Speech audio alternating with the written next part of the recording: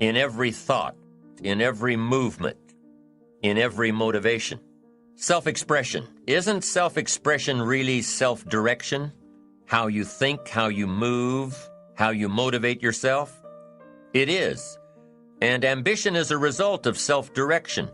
Positive self-direction says, I know who I am and I know where I want to go.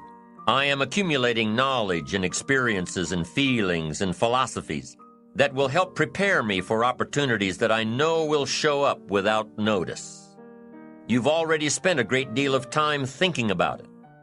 You've been working on the parts of your personality that will make you better, working on your attitude, working on your health, working on your time management skills, putting it all down on paper, and you constantly see yourself in the place that you want to be.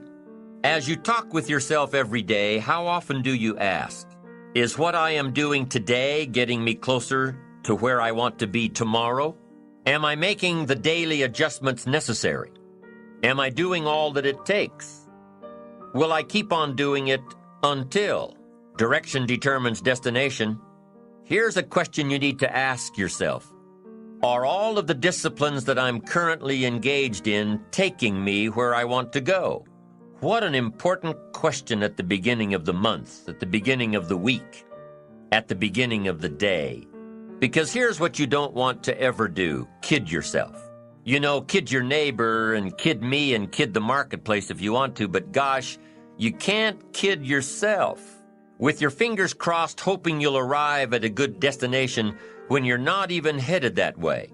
You say, well, maybe the wind will take me. Well, there's a chance, but you've got to take charge. You've got to ask yourself often, am I doing the disciplines that are taking me in the direction that I want to go? I don't want to be faked out here and think I'm on the way to financial success when there's not a prayer, not a hope. I don't want to be faked out hoping that there's someone else who's going to take care of it. Take care of me. They're not going to take care of it. What if all of your negative relatives turn positive? What'll that do for your fortune and your future? Not much.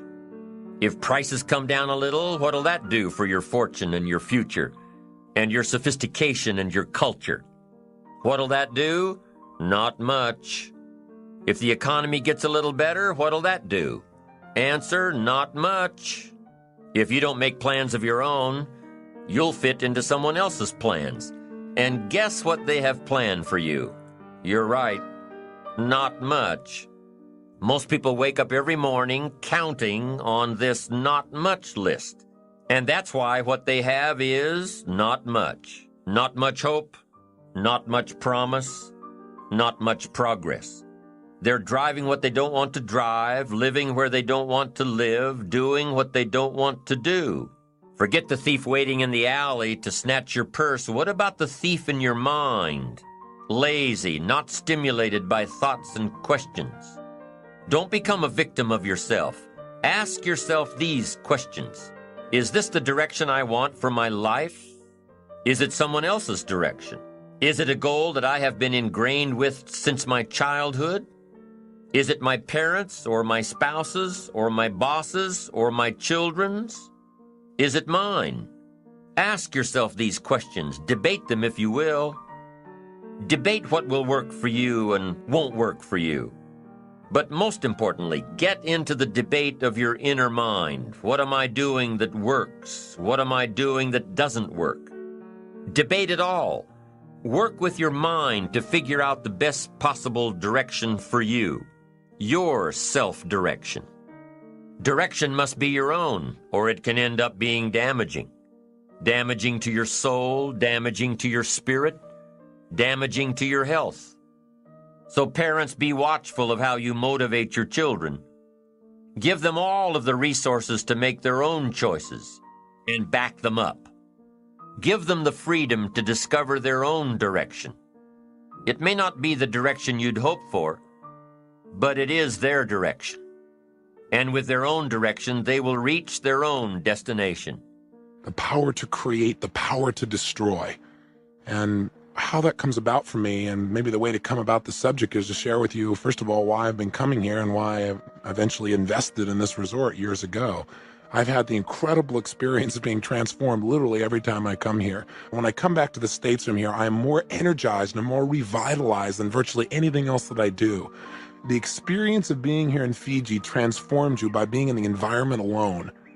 It's not just the birds, which you might be able to hear in the background, and the ocean and the waves, but the people here change the quality of your life by being around them.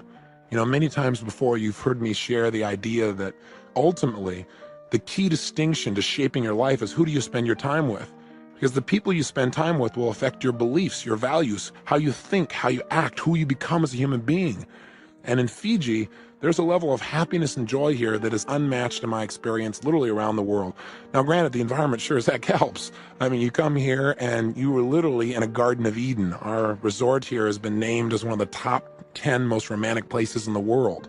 You go out in the gardens, you're surrounded by the perfume of plumeria and jasmine and the most incredible plant life you can possibly imagine, with wild parrots flying through the air nearby, and a waterfall you can shower in, and a 15-foot blowhole right here off the side of my home here, and a reef that you can climb over for hours and hours and constantly find new types of life, and snorkeling that's better than most of the diving you go to in the world, and diving that literally is in the top 3 diving spots in the world.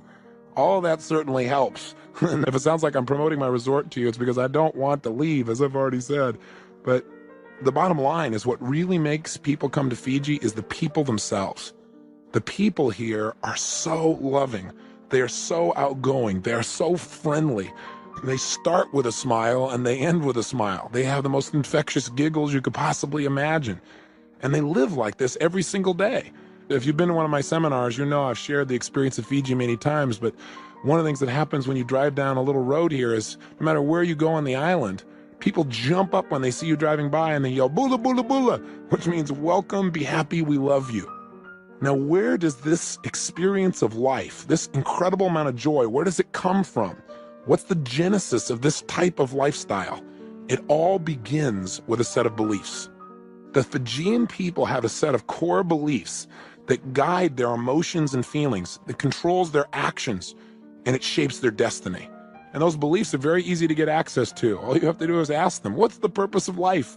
And invariably they'll smile at you as if your question is some kind of cosmic joke. And they say to be happy, of course, what else is there? They believe that life is joyous. Every single day is a gift from God, that the purpose of life is to be happy. And that everything in life, if it's not working out right now, it eventually will. All you have to do is have a little faith, take a little action, that, this too shall pass. And these simplistic core belief systems create within them a sense of optimism like few places you've ever been in the world, a sense of positive expectancy that guides their behavior and the quality of their life. And it's infectious. I mean, no matter where you were, my favorite thing to do, and one of the reasons I invest in this resort is because when people come here, they're transformed.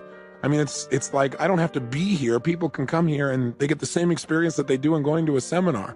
When I first got here a few days ago, a gentleman was leaving and he was describing himself as a high-stress type A personality, but you couldn't see it in him when he was leaving.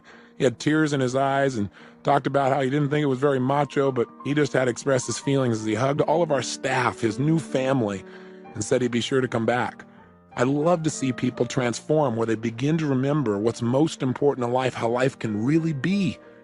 But it comes because of these beliefs, surrounded by them on a regular basis. And the core belief amongst them is that Fijian people feel like they're in control of their life, that adversity is temporary, that challenges will go away. In fact, their core belief that problems do not last is represented by a phrase that you'll hear quite often. If you ask somebody how they are, they usually say, "Senganalenga," which means no worries. In fact, our band here at the resort is called the Senganalenga Band. They just feel like there are no worries. Nothing in life is worth worrying about because no problems last. Eventually, you find a way to deal with them, handle them, or life changes. And it gets better always. Life is always getting better is their core belief. One of their favorite phrases that they say on a regular basis is, "I like it." That ought to give you an idea about the optimism that they have within the culture. And they say it with such enthusiasm and energy, it's amazing. Every morning, you start your day. Sometimes you tend to think about what you did yesterday. You think about what you could have done, what you should have done, but it didn't turn out the way you wanted it. You start getting into an abyss of self-hate. Now that sounds pretty harsh for some people, but there are a lot of people right now that are going through this experience in their lives. They don't seem to love themselves anymore. They feel hopelessness. They feel lost. They feel that no one cares about them, and that they're the only one in the world that exists. I'm here to let you know right now, you have to turn it back up again. You got to get into a position where you start to realize that if you don't love yourself, then no one will love you. And you have to stop depending on chasing people to love you. How can you receive love if you don't give yourself enough love within yourself? How can you understand what it means to love if you don't love yourself within? Get it. You've had some hard times. I understand it. It's been a tough road for you. But I want you to think for a moment. Do you really have it that bad? Are you really going through so much in your life that the other person that you may have met that's just down the road from you, that may have crossed your path, and maybe they didn't even look your way? But did it ever come across your mind that maybe they're going through a lot more than you going through right now in your life? But they understand that, hey, I still got to love myself. Have you ever looked at a homeless person on the street and wondered why are they in that position? Would you probably even think to yourself that, why are they still living? Why do they want to be in this position? Who says that they want to be in that position? Do you realize they was not always in that position? Do you realize that a homeless person had a home at one time in their life? But they must still love themselves. They must still believe that they love themselves enough to not give up their life. So while you're sitting around wondering about all of these things that you're dealing with, give yourself a chance and start loving yourself. Give yourself the opportunity to stop hating yourself within and start giving love, unconditional love of yourself.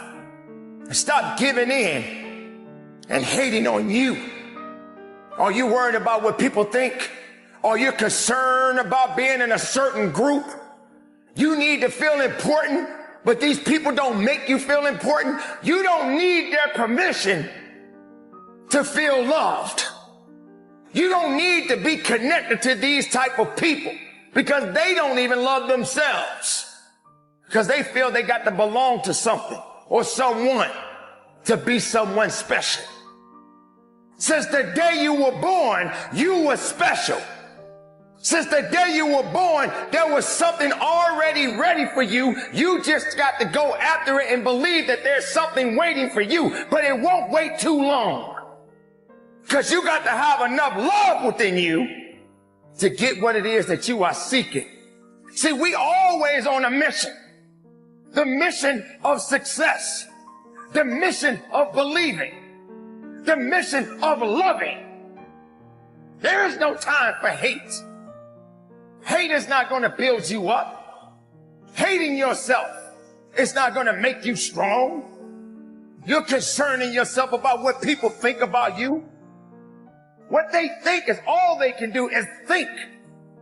Thinking doesn't necessarily get you anywhere, but doing is another. And you, my friend, need to be doing the right thing and loving yourself.